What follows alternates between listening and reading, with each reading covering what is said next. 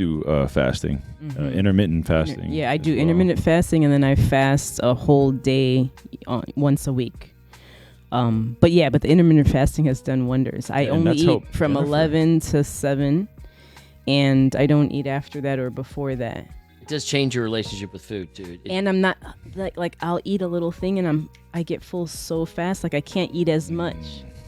So my appetite, my stomach has shrunk and my appetite has shrunk, but I'm still like energetic and able to function well. You'd be surprised how much you actually have to have in the way of nutrition to function optimally. We're in the land of plenty. The United States is just the point of sale when you go into a grocery store. I mean, what other country you can go to and you can get batteries, lipstick, periodical, and Doritos, candy, razors, beef jerky. I mean, the assortment of products you can get at the point of sale. I mean, they're designed there. Hey, before you go, choose me. Yes. Take me. Oh, I like that. Choose me now. This is the last chance to choose me. Reese cups. And also another thing is, I love Reese cups. The more colorful the packaging, especially if it's tied to a cartoon character. Yeah. So they're trying to pull one over on you. Obviously, the shinier the package, it's usually a distraction. Yeah. From the content quality. So you'll notice that healthier items in like the green wise aisle, they have a little bit less flashy packaging, but they're explicitly stating what the content is. Yeah. None of this. We have plenty of this. Gluten free. Instead of look how tasty we are. Look how good we make you feel. Wow, look at that. So the advertisers themselves are going after you. I don't blame people. Good marketing. For being emotionally attached and like we spoke about. Like America is really good at marketing. Yeah, find a person who's missing something. Create the illusion that you've got what they need to fill that something, and you can virtually take that person over and control them. When we spoke about that, I think deceptive, or what was the word that you used earlier? Was deceptive marketing practices? Yeah, something like that. We were at the restaurant earlier. You were speaking about deceiving or something like that.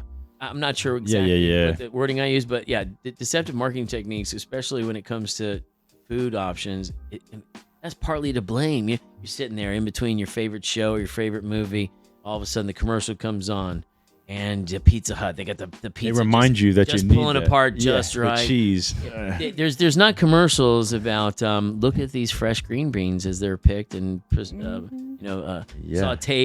and by a chef. And it's look at this creamy, gooey, chocolatey, marshmallowy something. But the more you eat of the veggies, the more you'll crave those veggies. I've noticed, and I'm like, oh, I love this flavor. Like and actually, it's really quick to put a little olive oil in the morning and throw some veggies in there.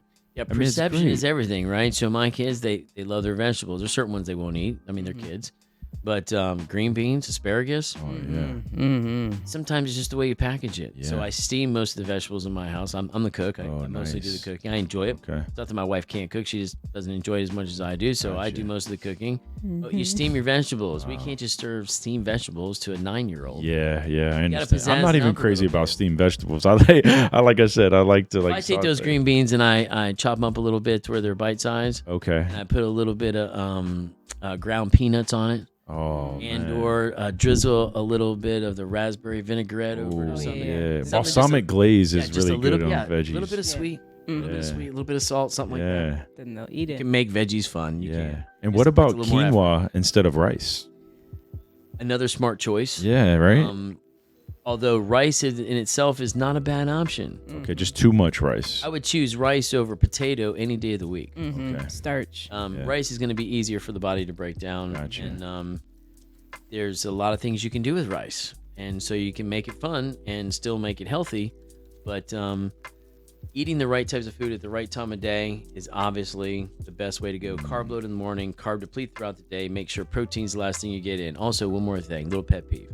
Now listen, I used to drink soda. When I say used to, I haven't had a soda in 28 years. Wow. But it's not because I'm on some crusade against, Pepsi and Coca-Cola. It's because I broke it down to the basics. So for those of you out there in soda, pop, or Coca-Cola land, where part of the country you come from and how old you are, understand this. From the time you're born to the time you die, you breathe in oxygen. From the time you're born to the time you die, you exhale CO2, carbon dioxide. So why would you force feed your body something it spends its entire life trying to get rid of? Wow.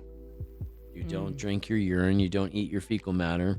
Wow. Probably shouldn't force feed yourself carbonated CO2 type drinks because it's probably not going to be a health benefit, even though it's tasty. But the reason why it's tasty, believe it or not, out there in Coca-Cola land is because it's a pain pleasure thing. People think they're addicted to sugar. It's actually not. Believe it or not, there's a reaction that occurs on the tongue, and you create this pain pleasure sensation because of this acid, this ascorbic acid type reaction you have on your tongue.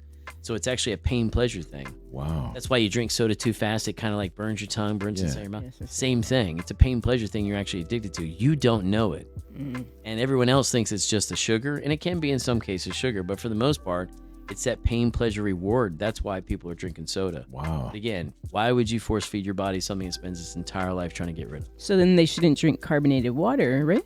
Is it the same thing, right? That is correct. You can shake up that carbonated water and turn it into regular old water. But yeah, I wouldn't drink anything carbonated, as that's not something the body's prepared to deal with naturally. Yeah. I gotta say this too is like There'd be sparkling water in our waterways, right? There'd be sparkling water, right. natural streams of sparkling waters.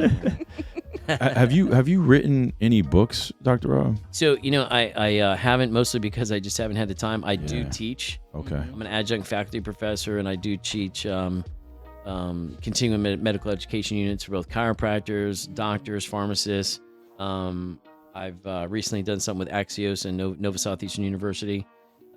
Those gigs come by. They're few and far between, but when they do, and I like to pick the right conferences to speak at. It's funny how 2020 happened, and now everything's Zoom. I used to be in person. I do much better in person. Yeah, I don't like Zoom I thing. don't like Kind of a Zoom. tech tard. If you're a people person, you don't like You Zoom. don't like to sit I don't there like in Zoom. front of a computer Yeah. and I didn't have a course. I hate telehealth. Oh, that was just like I'm paying all this money for just to look at you on my phone. I just no.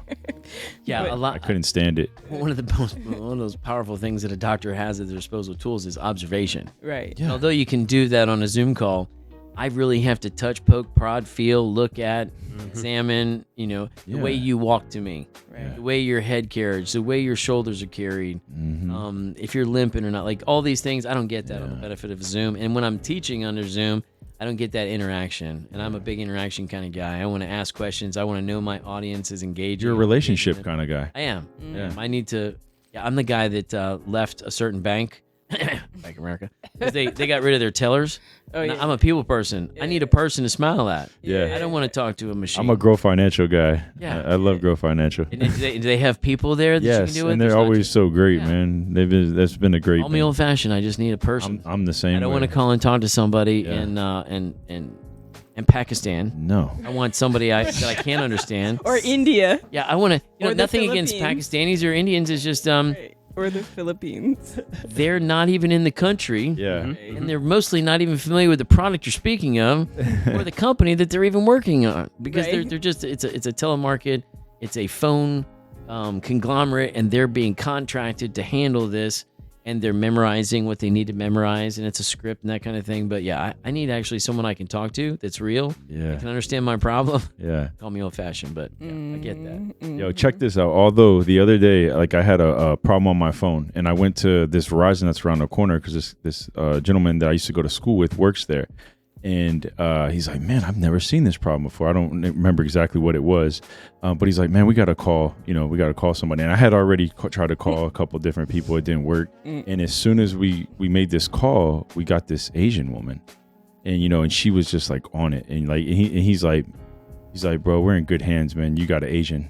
She's going to figure it out, And sure enough, man, out of all these people that I had went to for months trying to figure out this problem, she Knew it took right away. care of it. Well, not right away, but she wouldn't quit until she got it. She's like, okay, did this work? No? Okay. All right, give me a second. I'll call you back. Or wait, It was And she probably comes a personal back. challenge for her. She didn't want It to was a not come up with the challenge. right answer. It was a challenge, and she came back, and and so I was like, that was like a really good experience for a phone call.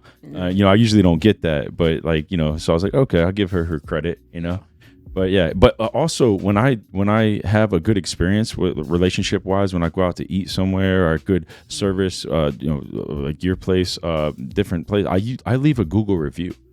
because Google reviews are very important. Like, and when you got 5 stars or close, like you guys are like 4.8, 4.9 stars. That's huge. So I don't actually actively market my practice. I know that sounds crazy, and most people would say that's your biggest problem, your biggest drawback, and it may be. I don't know. But I've always been too busy. Yeah. And I felt like if I was going to put any money into marketing, I would put it in my community to support groups, causes, events, and things like that, rather than a billboard, a commercial, which more sensationalizes the doctor. Yeah, I know, my face and on a milk carton type of thing, on a billboard, on a commercial, but I just never did. I always just... if you're too busy, that's just a sign that you don't need it. At the same time, you can say that if I did put... if I put someone in charge of that side of it and put effort into that, maybe it would grow even more. But that's... Our focus has actually been more on the marketing side here recently, only because we're putting together a larger... You're getting a bigger building. Yeah, bigger building. Have more room for more services. We'll have more room for more types of people, more things, and we'll be in 2,500 square feet. So... we're looking to be, our new office, just our wellness center, will be 8,000 square feet. It'll be 4,000 square foot urgent care, and it'll be almost 4,000 square feet in the wellness side, the rehab, physical therapy, and rehab side. What a benefit they perform surgeries there? So we have, or no? One of the partners in the project is an ortho neuro group. So yeah, they will actually have ORs in the suite next to me. They'll actually have 7,000 square feet where they'll have, I believe they're having at least 2 OR rooms there. Ortho, neuro, and then of course your interventional pain management can come in and use those same ORs. And there's a couple of them in the group. So they're going to be interventional pain management, neuro, brain and spine, and then ortho, spine, extremity, as well as stem cell. Wow, what a benefit to Land O'Lakes though, to have that there, because like we spoke about, there's not a lot around there to help you with that. And if there is, it's very chopped up. I'm a chiropractic physician by profession, but having the MD and the DC experience, I know that there's other services that are complementary and that are almost necessary to have in the same location. So you come in the urgent care, you've been in an accident, MRI, imaging centers in the same facility, CT, digital X-ray. Ortho, neuro, consult there, same building, same plaza. You don't have to transfer files and all that. It's right there. All the doctors in this project will work together and relationship as a team, even though we function as separate individual businesses. Anybody that puts together lease terms, especially when the doctors own the facilities, the doctors can determine the rules. So our rules are simple. All of us in our project are going to mutually benefit each other by referring those patients back and forth, so that the patients can come and get high quality service at one location, and they don't have to worry, did the imaging center get the right order from the ortho neuro? Did I get my blood work done correctly, enough time to get back to his chest film so that the anesthesiologist can clear me for the surgery? We don't have that problem because everything's going to be in one location. So there'll be a plan from the time we take you in to the time you actually complete your rehab post-op, if that were the case. And what about stem cell? Do you use that for spine? So stem cell is, and honestly, the term stem cell therapy is not an accurate statement. FDA is not very happy with us using that statement. It's actually preferably referred to as regenerative medicine. And the reason is you can't quantify or qualify stem cells in a vial. There's no way to say you have so many mesenchymal stem cells in this sample versus another sample. So they don't like you to market the stem cells themselves. They want you to market the area of medicine, which is regenerative medicine. And in that area, there's three areas. There's a prolotherapy, first level, entry level, then PRP, protein-rich plasma injection, which is the second level, and then the highest level would be amniotic, Wharton's jelly type harvested amniotic growth cells that you're actually harvesting in that sample. So prolotherapy is simply if you create an inflammatory response. For instance, you cut yourself. You cut yourself, you don't need a doctor. You don't need a Band-Aid. How does it magically heal itself? God's created us in such a way that we're made with growth factors. These immature growth factors that actually come up, produce a solid scab cap so that the underlying tissue can heal. And whenever that underlying tissue is healed with those growth factors, that the cap or the scab falls off. You wash yourself, you change your clothes, and it comes off. On the inside of the body, Similar thing happens. The difference is that whenever you tear muscle or ligament, the body will create an inflammatory response, but not enough of one, usually concentrated effort enough in order to actually heal that tissue. So what we can do is, doctors, we come in and prolotherapy, a needle injected into a certain area repetitively to create an inflammatory response where the growth factors come in and actually repair those cells. That would be your entry level. Your next level up would be PRP, protein-rich plasma. That's concentrating those growth factors from someone's blood or getting a similar sample from the same blood type and injecting that into the area and concentrating those growth factors, again, in the area of injury. Usually this is done under video fluoroscopy or a diagnostic ultrasound so that you can see where it is you're injecting that into the correct location. And then the highest level and most expensive is the amniotic or Wharton's jelly. And that particular type of regenerative medicine, it is more expensive, but you got bigger bang for your buck. So it's like you've got the growth factors and then you're going to throw some Miracle Grow on it in the same area to make it really pop off. And people understand when you get an injection like that, you just can't go out and get an injection and think that that's going to be it. There's a lot of guys out there taking people's credit cards, giving them injections, selling them a bag of wish lists that this is going to get better. If there's not a physical therapy program designed to support that injection, then you're probably not going to get the same outcome. So there needs to be more of a team involvement. In our place, that's what we've done. We've gotten the stem cell specialist, the orthopedic stem cell specialist is responsible for deciding whether or not that's an appropriate procedure for the patient. And then it's a matter of getting with the physical therapist to make sure that there's a supportive physical therapy type program to support the injury. Not that you just stabbed it with some good juice, but that there's something there to support that injury, to rehabilitate it. So that you're just not, a lot of people out there, they get the shot and they think, oh, well, it's going to do its thing magically and doesn't seem to get better. It must not have worked. Well, it didn't work because there was no support therapy. You just got an injection.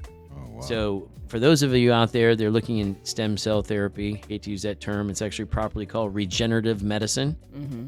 It's the area of subspecialty. Be a good consumer of healthcare. Find out if it's just an injection. And a lot of times it's a series of injections. If there are a series of injections, they probably shouldn't be done very close together. In our office, the first injection, if the patient's been properly selected, the first injection will then take place, and then you'll have 30, 45 days before you ever get your second injection, and there's supportive physical therapy during that time. And then you can better tailor the second injection based on the patient's needs at that moment and the condition of the tissue at the injury site at that moment. So it's a process. It's not just give me your credit card, let me stab you with some juice, thank you, have a nice day. It'll grow on its own over the course of next year. What about herniated discs? Because I have one now from a car accident, and I'm told that you can't ever reform that disc, or it'll never grow back. So there's a lot of misinformation out there. Right. I'll take the time to clear this up. You have to understand the injury, right? So discs themselves are 90% fluid and 10% fiber. They're like a jelly donut. Right. There's a thicker center, and that thicker center has more weight. Everything in life wants to go from high pressure to low pressure. So when you injure the disc, you tear the disc, insult it to where it begins to lose its nutrition. So that, if you want to call it water, we call it nutrition, but let's call it water just for the sake of argument. The nutrition is the same thing as the fluid that's in the disc. If you start to lose that fluid, the disc starts to lose its disc height. And as it does, the pressure in the disc changes. All of a sudden, there's a greater pressure in the disc and a lower pressure in the canal. So the center of that disc, or that disc, wants to herniate or go into the canal. That's your disc herniation. So how do you repair that? Well, there is a process by which you can repair that and restore more normal disc function, and that is decompression therapy. And I do that.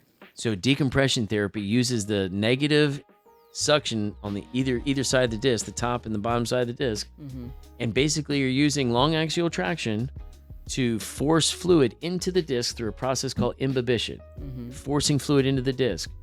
And the magic of it is, again, be a good consumer of healthcare. If you're going somewhere to get decompression therapy and they're not using any type of laser to repair the annular fibers of the disc, you're probably not going to get the same outcome. and it may become a boomerang problem that you're having to deal with over and over again. You have to repair those annular fibers, and when we use the laser in our office, it actually does. It's a building block. Each session, we try not to have more than 72 hours in between each session. Let's say Monday, Wednesday, Friday, Monday, Wednesday, Friday for 2 to 3 weeks. Getting the decompression for 20, 25 minutes and then the laser to follow, you can actually start to change the annular fiber where it starts to repair that problem. When you do, you change the pressure inside the disc. Well, now the pressure inside the canal is going to be higher than the pressure in the disc. It then forces the material that was in the canal back into the center of where the disc was. So yes, you can repair discs depending on how damaged they are. If you've torn a disc or the disc has been injured and it's been a long time from the time of the actual injury to the time of the repair, yeah, listen, you can't fix a disc it's not got not much nutrition, doesn't have very much fiber there. I mean, there are tolerances of tissue. You only do so much with so much tissue.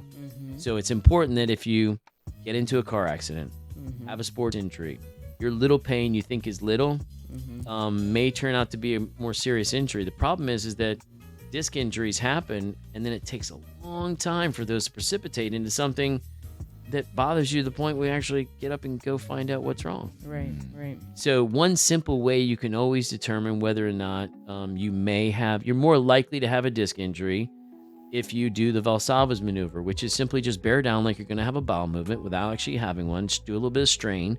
And if that strain produces an increase in pain, usually sharp, in the area of your low back end or neck following that injury, it's likely you may have a disc injury. And you should probably get it checked out. The appropriate way to get it checked out would be a neurophysical exam and also imaging, MRI. An MRI tells you what the disc is doing. I recommend everyone gets into a car accident.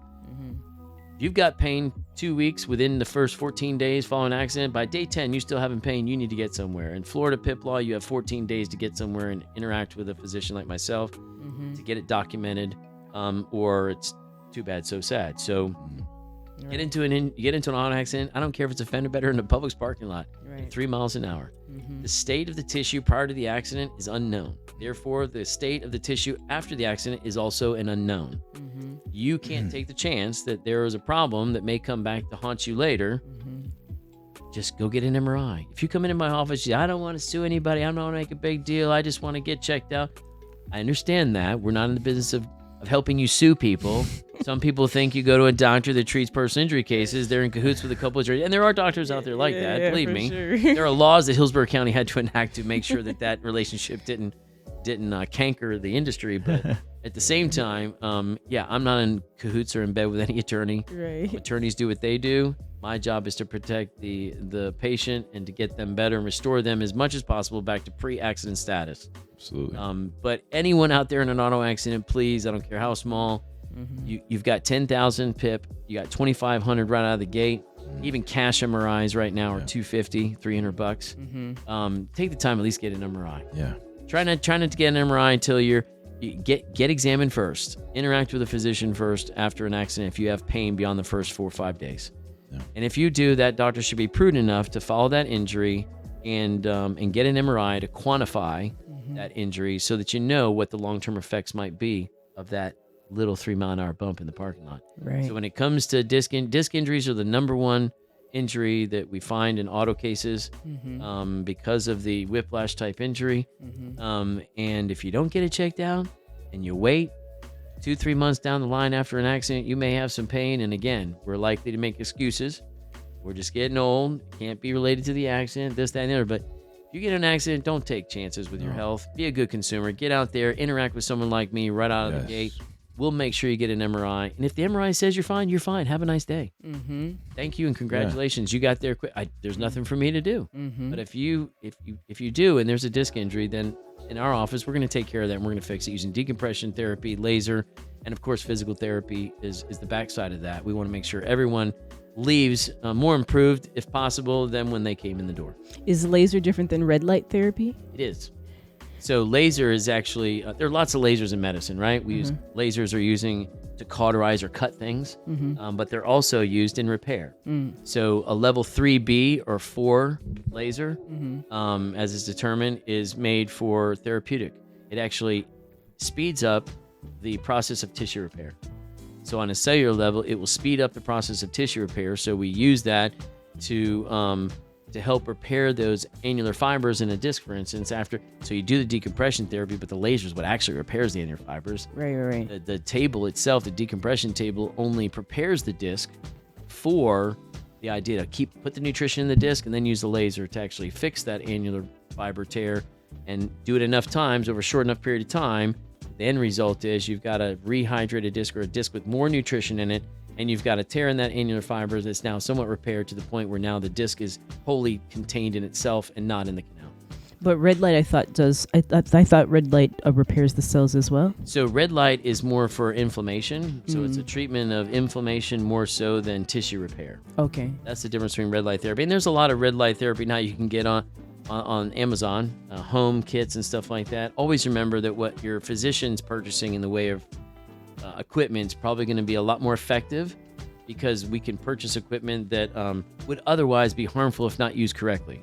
Right. The general public's never going to be allowed to purchase medical equipment that they can abuse, because we naturally assume everyone will abuse medical equipment out there. So there's never going to be a chance that they're going to let something like even red light therapy at a high output to be purchased by the public. But you can certainly get some decent red light therapy machines out there that you can get as Joe Q Public, and it'll obviously perform the same benefit, just maybe not as quick.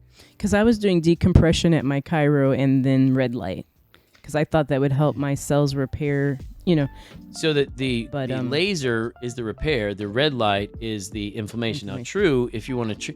So inflammation is not a bad thing, by the way. Inflammation is necessary as a natural process of repair. So yes, we want to get rid of inflammation, but mostly we want to get rid of inflammation. Inflammation equals pain, right? We just, as humans, we don't want to deal with pain. So everything's kill the inflammation, because that inflammation is pain. Matter of fact, there can be no pain unless there's inflammation. For instance, the reason why a paper cut hurts so much is the most amount of inflammation per square nanometer. So the inflammation caused the pain. How can something so little cause so much pain? It's the amount of inflammation. Hey guys, thanks for tuning in. You can catch all of our episodes on YouTube and Spotify at Better Gents Podcast, and follow us on Instagram, TikTok, and Twitter at Better Gents Pod. Thank you and take care.